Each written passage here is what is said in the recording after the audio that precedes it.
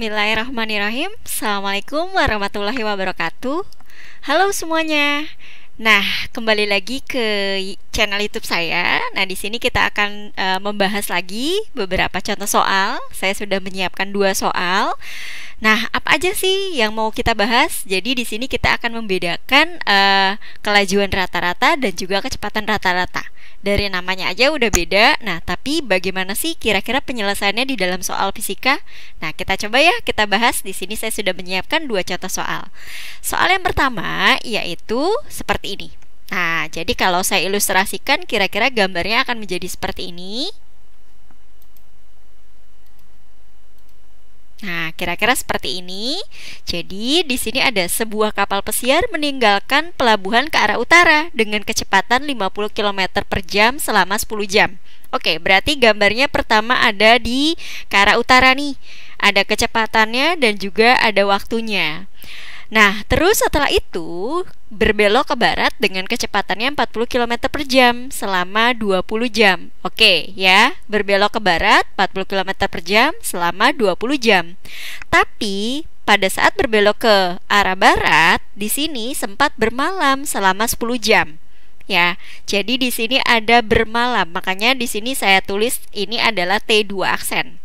Nah, jadi di sini sempat bermalam dulu.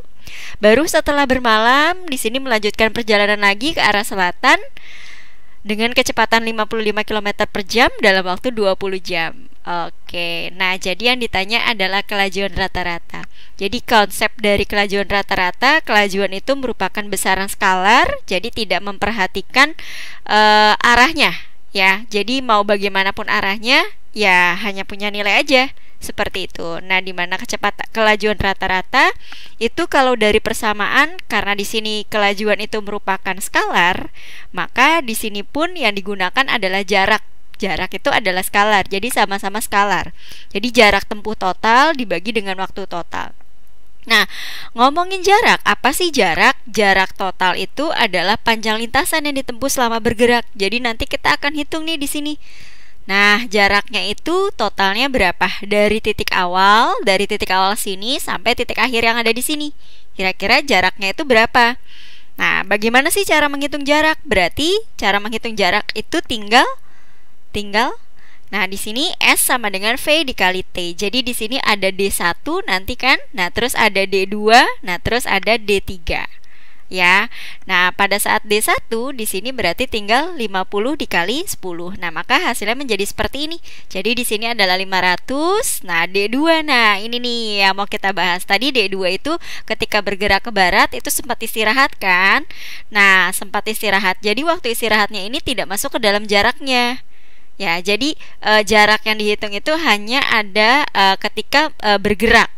Ya, jadi jarak yang dimaksud di sini adalah jarak ketika bergerak. Gitu. Ya, jadi di sini tidak 40 dikali 30 enggak. Tapi melainkan hanya 40 dikali 20. Nah, terus T2 aksennya ngaruhnya kemana? Nanti ngaruhnya adalah ke waktu totalnya. Gitu ya. Oke, nah sementara D3 juga sama di sini, di mana tinggal D3 55 dikali 20 maka sama dengan 1100. Oke. Nah, jadi kalau dari sini berarti jarak tempuh totalnya itu kan sama dengan 500 ditambah 800 ditambah 1100 kan? Nah, seperti itu ya. Nah, kira-kira jarak totalnya adalah segini, dapatnya adalah 2400 km. Terus kemudian waktu totalnya. Nah, jadi di sini waktu istirahatnya itu masuknya adalah ke dalam waktu total. Ya, jadi pada saat ngomongin kelajuan rata-rata, namanya juga rata-rata ya, jadi tidak memperdulikan bagaimana prosesnya. Jadi ketika dia beristirahat, melipir, nah itu tetap dihitung ke dalam waktu total, tapi tidak dihitung sebagai jaraknya. Gitu loh, ya. Nah, maka waktu totalnya di sini kita tinggal jumlahkan aja T1 tambah T2 tambah T2 aksen ditambah T3. Jadi totalnya adalah 60. Nah, balik lagi, kelajuan rata-rata adalah jarak tempuh total dibagi waktu total. Maka tinggal 2400 dibagi 60. Jadi jawabannya adalah 640 km per jam. Jadi jawabannya adalah yang D. Gimana? Kira-kira paham kan tentang kelajuan rata-rata? Oke? Oke ya. Nah, sekarang kita lanjut ke soal yang kedua, yaitu temennya nih, yaitu membahas kecepatan rata-rata. Yuk kita simak bagaimanakah contoh soalnya. Oke, nah jadi seperti ini. Sebuah mobil bergerak dari titik asal 1500 meter ke arah timur selama 50 second. Ya, nah kalau kita langsung ilustrasikan gambarnya menjadi seperti ini. Pertama, bergerak ke arah timur 1500 meter dalam waktu 50 second. Oke, kemudian berbelok ke arah selatan selama 600 meter selama 30 second. Terus habis itu baru berbalik arah ke arah barat 700 meter selama 20 second. Nah, yang ditanya adalah kecepatan rata-rata. Oke, kecepatan itu merupakan besaran vektor. Nah, jadi sebetulnya rumusnya sama tuh. Tapi karena di sini kecepatan itu adalah termasuk besaran vektor, maka yang tadinya jarak di dalam kelajuan itu diganti dengan perpindahan. Jadi persamaannya adalah seperti ini. Lambangnya adalah V. Nah, di sini ada barnya di atasnya. Ya, jadi tinggal kita menghitung perpindahan. Perpindahan itu apa sih? Perpindahan itu adalah perubahan posisi awal benda yang bergerak relatif terhadap kerangka acuan. Kerangka acuannya siapa? Nah, kerangka acuannya adalah dari titik awalnya. Nah, itu ya. Jadi perpindahannya tinggal kita hitung dari sini ke sini. Berapa kira-kira? Nah, biasanya di sini di dalam soal fisika, ketika kita mencari perpindahan, itu pasti mengarahkannya adalah ke dalam bentuk segitiga. Ya, nah maka kalau kita gambar jadinya seperti ini, ya kan? Nah, di mana di sini? Kenapa kok bisa dapat 800? Nah, ini kan sebetulnya membentuk sebuah segitiga. Kenapa bisa dapat 800? Ya tinggal 1500 dikurang 700 aja.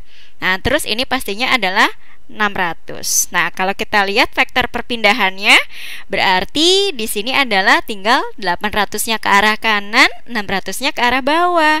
Kita tinggal hitung deh bagaimanakah perpindahan, tinggal kita pakai rumus resultan aja. Ya, jadi di sini sama dengan 800 kuadrat ditambah minus 600 kuadrat. Kenapa minus? Karena 600 arahnya adalah ke bawah. Jadi kalau gitu perpindahannya adalah ketemu di sini 1000. Sama nih dibagi dengan waktu totalnya. Waktu totalnya ya tinggal kita hitung 30 tambah 50 ditambah 20. Jadi dapat di sini adalah 100. Gimana kalau dia istirahat? Nah, kalau istirahat pun juga sama. Waktu untuk istirahatnya dimasukkan ke dalam waktu total. Gitu, sama kayak tadi.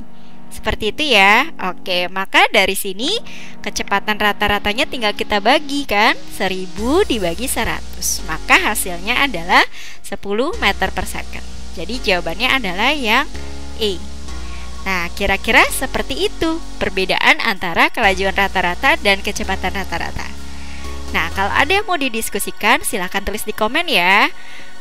Oke, mungkin cukup sampai sini dulu apa yang kita bahas terkait dengan kecepatan dan kelajuan rata-rata. Semoga penjelasan ini bisa membantu. Saya akhiri, wassalamualaikum warahmatullahi wabarakatuh. Sampai jumpa.